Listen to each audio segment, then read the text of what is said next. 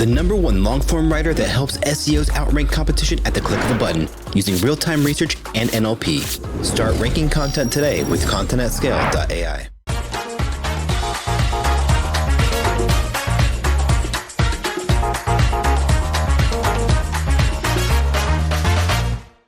Wix Studio, one end-to-end web creation platform for your agency to deliver exceptional work with absolute efficiency. So, hi everybody, I'm Emily, I'm the CEO here at Genie Goals, and we are a performance marketing agency. We do PPC, paid social and affiliate marketing, and I'm here to talk to you about not being a magpie. So for anyone who doesn't know what a magpie is, it's those birds that get attracted by shiny things. And I'm going to talk about how to not get distracted by those shiny things, especially when it comes to media planning. So, most of us in this room work in digital marketing. There are shiny things everywhere, and there will continue to be shiny things trying to distract us from delivering our objectives for our brands and our businesses. We have a finite budget, we have finite time, and we can't test anything. So I'm going to take you through some ways of kind of how we can really focus our activity and make sure we don't get distracted. So first, I'm going to take a step back to, I suppose, the evolution of digital marketing.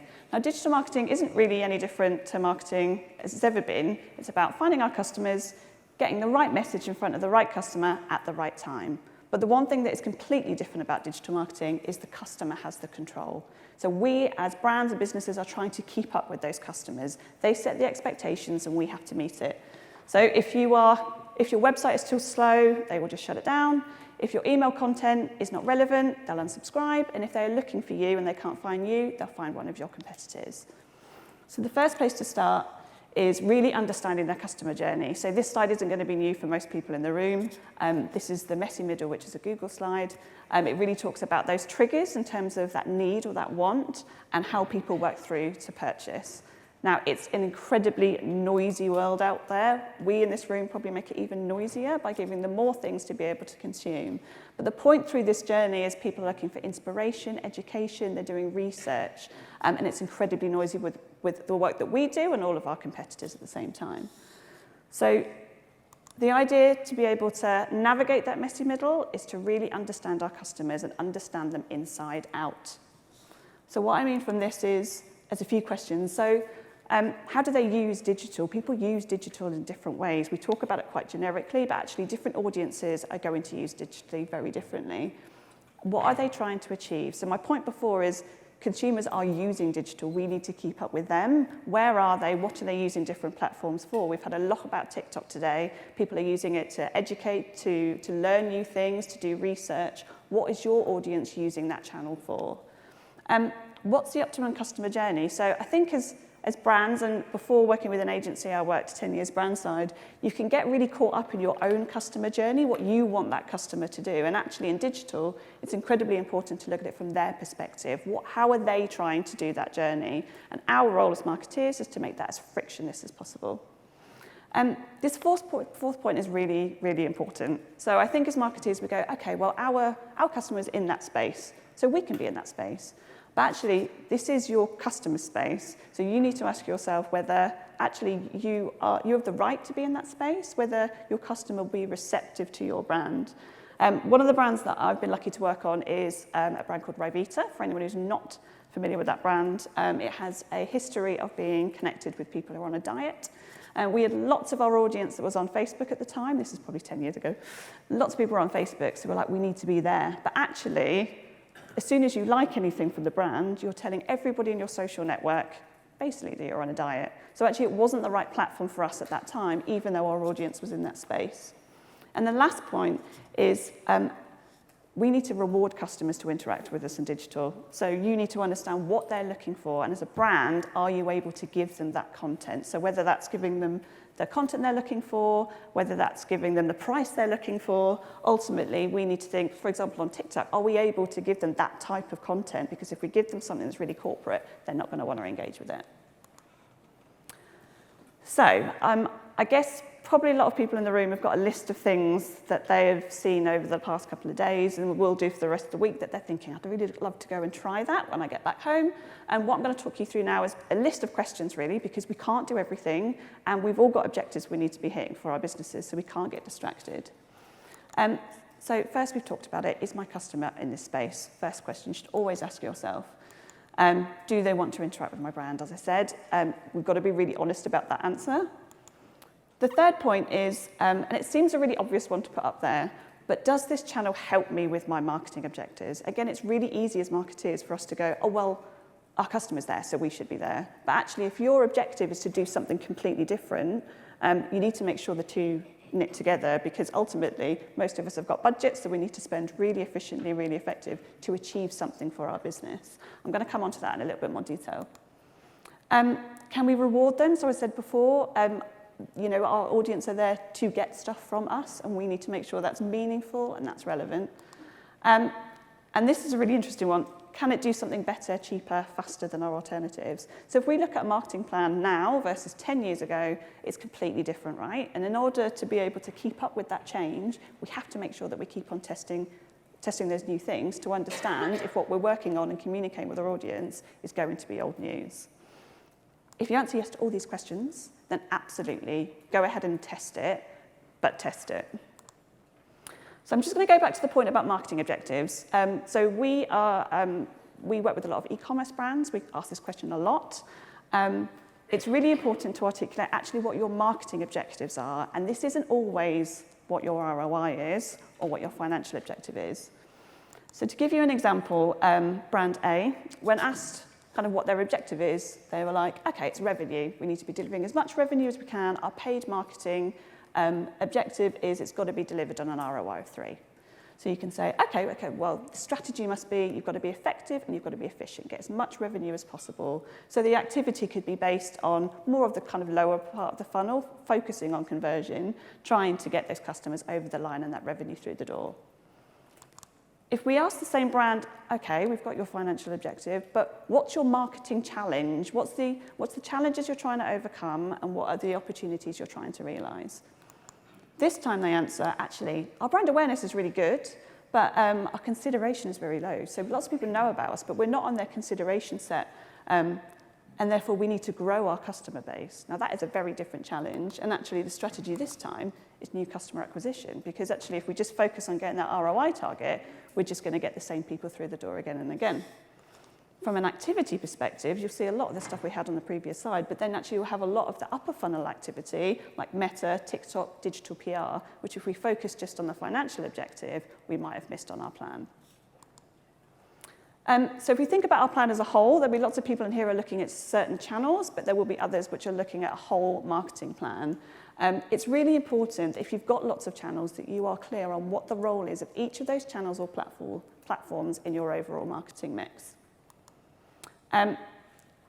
How I've worked as brand side before and with a lot of our clients is to pull together a one-pager strategy. So your whole plan all on one page. And at the top of the page is always around what's the reason why we're doing all this activity. And this is where your financial objectives would be. So there might not just be your marketing objectives, but as a business, what are you trying to achieve? And we treat this as our North Star. This is the direction that all of our activities should be heading in. We then talk about our consumers, so knowing your consumers inside out and making sure that you've got things like customer personas are incredibly important because of how targeted we can use digital. The marketing objectives I talked about before, this is what goes in this section, right? And sometimes this can be stuff that's missed because people just focus on the financials, but actually what are the problems you need to solve? What are the opportunities you need to realize to achieve those overall financial objectives? And here is where you would put your channels. So you have some channels that can do lots of things. There'll be some channels that can do one thing really, really well. But this will give you a picture where all of your channels are working together so you can see synergies and also where other channels might be playing off each other. So if we go back to brand A, just to give you a live example, financials at the top, who your demographic is, and then here are the types of activity that you could start to fill in this page. So there are some things which you appear on lots of different marketing plans. So, e-commerce brands just getting lots of traffic to the site is an easy one. Holding your customer's hand through that customer journey is really important. And that's an important one in terms of sometimes you can get carried away in the awareness side of things. But if you're doing a really good job from awareness, but not conversion, there are other competitors that are going to grab that customer right through to the end. Or it could be things we've said before in terms of challenging those perceptions. Now, to get a customer to rethink your brand, you can't do that on a shopping ad alone. You need to be looking at different media. And then it's just going through your channels and working out which bit does which bit really well. This is kind of what you'll end up with. And this tool is incredibly important for a couple of reasons. The first thing is for it to use with an agency and say, guys, this is our activity that we are working on. It's also, so if anything kind of veers off track, you've got something to go back to. It's also really important if you've got any tricky stakeholders. So anybody who 5 months down a campaign go, actually, can we do something else and add that to the plan? You can take them back to the strategy and say, this is where the activity fits. This is how it works to our objectives. Has that changed, or should we be switching it to something else? So we're talking about TikTok today. It's a great example of something that's really shiny. And if I had £1 for every single one of my clients that asked whether they're doing TikTok or not, because everyone else is doing it, the secret, guys, not everyone else is doing it, and not everyone else is doing it brilliantly yet. Here's some example of some of the types of reasons that we get to do TikTok. The fear of missing out is a really big one. Someone in the business said they really want to do it. You probably get this a lot, going, oh, we should I mean, I had that. We should just be on so-and-so all the time. Things like, I've never done a TikTok campaign. Now, that isn't a bad reason to do it, but what I would always do is go back to those questions and say, just because it's a good idea, is it something that I should be doing now? Because I've only got so much budget and I've only got so much time, and I've got stuff that I need to know works to deliver my performance. So if we ticked all those questions and we go, actually, this is a channel or a platform that I'm going to test, here are some key things to bear in mind to make sure it's successful. The first thing, and it seems an obvious one, but articulate the objective. Because sometimes we just go, oh, we're going to test TikTok, but we've not actually been really clear what that channel is supposed to achieve for us or why we're doing the test. So it could be we want to test if our audience is on that platform. It could be a test that if people want to engage with our brand, but absolutely articulate what that objective is. The second point is, what metrics do I need to be measuring? And this absolutely has to measure up to that objective. So, for example, if you're going to test TikTok and you're going, this is going to do a really good job to drive awareness and engagement and consideration for my brand, but then the metric that you're using to measure it is an ROI metric, it just doesn't match up. You're setting yourself up to failure, because that isn't the reason why you're doing the activity. It should be an awareness or an engagement metric, not ROI. And that's really important because it means that you can get everybody on the same page. So I don't know if there's anyone else in here that's done a test and they've gone, it's brilliant, delivered incredible results, and then they've shared that with a stakeholder that they hadn't had a conversation with, and they went, it failed, didn't achieve what we wanted it to do. So it's incredibly important to get everybody on the same page before you do the activity and what success looks like. The next piece is variables. You can't just go, I've tested Facebook, it doesn't work. Because there's a huge amount of things that you could test. Are you targeting the right people? Are you using the right creative? Are you structuring the campaigns right? Make sure before you look at a test, you've got a clear roadmap about the variables that you're going to test along the way, and really make sure that you're setting it up for the strongest chance to not only succeed, but get as much measurement and knowledge from it as possible. And then the last point here is complete a formal review. So I've been there, I've managed, loads of things you're managing at the same time. You test something and went, oh shit, that didn't do what I wanted to do, I'll go on to the next thing. But actually, it's incredibly important, even if something doesn't succeed, is to understand why. And actually, even if something did work, you need to understand why it did work. And really, it's around taking those insights and those learnings, whatever they are, and spreading them to other areas of your media plan, because that knowledge and data and information is incredibly valuable. If you're looking to test, I'll often go back to the 70-20-10 model. So for anyone who's not familiar with this, it's a great way to be able to split your testing budget to make sure that you're still moving forward, but you've opened up the door to testing. So 70% of your activity, this is your tried and tested business as usual activity, and this is the stuff that you know will deliver your numbers, because ultimately that's what we're here to do, right? We deliver performance for our brands and businesses. 20%, and the 30% here is the testing budget. So 20% is those lower risk tests. They might be lower reward, they might be lower payback, but they're slightly different to your business as usual activity. So this could be testing a slightly different audience. Your 10% is your high risk, high reward. Now, this is a really important piece, because if anyone's out there and wants to test something, trying to get budget assigned to be able to do that test is really difficult. So having this type of model is really good because you can go to your stakeholders going, this is the 10% we've all agreed with. We'll test it. If it works, brilliant. If it doesn't, we've got lots of learning. So it's great from a stakeholder management point of view. The methodology is that anything from the 10 and the 20%, if it works, it goes into your 70%. And if it doesn't work, you remove it off the plan, but you make sure you get all your learnings and your insights from it. And ultimately, that should give you a really strong media plan that's tried and tested, but constantly evolving and moving forwards. Test and learn is incredibly important. It should be across all of our activity. The reason why it's really good is because it allows you to test new things, and it gives them the best chance to set them up for success.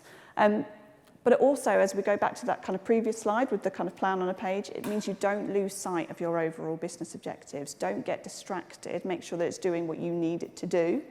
It can stop your activity feeling stale. So if you think about that 70%, yes, you're constantly optimizing it, but if you're not testing new things or you don't allocate budget to test new things, you could easily miss something which is new and shiny out there, but it's actually going to deliver something great for your business. And if you think your activity is starting to feel a bit stale, then your customers probably are.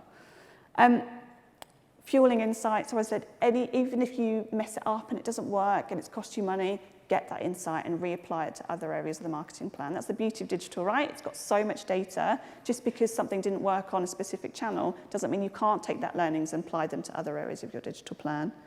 And as I said, the big one is just managing your senior stakeholders. So if something didn't work, you're able to explain to them why and the learnings that you're taking on to the next phase. So, if anyone's got a list of shiny things that they've come across in the last, for this week, and I'm sure lots of people have, here are my takeaways in terms of making sure that you're going through them in a really considered way. So the first thing is understand your customers inside out. If you've got personas, that's a great place to start, and include their expectations from you as a brand, and make sure that you're able to fulfill those. Articulate the channel's objectives and the role of it in that marketing mix. Again, it seems like a really easy one, but take some time just to think about the role it plays in your overall marketing plan and if there's any synergies between any of the other channels that you're working with. Agree on a success criteria and metrics. Make sure that they're not just the metrics that your stakeholders want to listen to, but actually you've got metrics for each part of the funnel and each channel that you're using in your mix. Everything should be done in a test and learn framework. If you don't know, even if you've got activity that's working, if you don't know why it's working, try and work out that test and learn framework to be able to give you that insight. And finally, take the time to review. Take the time to review, articulate those insights and learnings, and share it across your plan. Thank you very much.